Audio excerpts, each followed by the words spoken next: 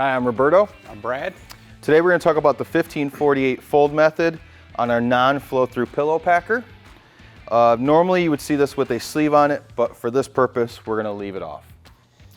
Once our fiberglass is wetted out and we fold it to the middle with our 1-inch overlap, now we're going to position our packer onto the fiberglass. You want this on there about 10 inches of material past the edge of your packer, so that when we fold this onto the packer, it ends up in the center of your packer. Then your second fold is all the way over and you're gonna have this overhang. So when we fold this packer in half,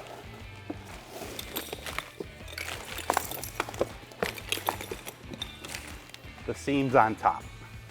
At this point, you would put your zip ties on your fiberglass and packer.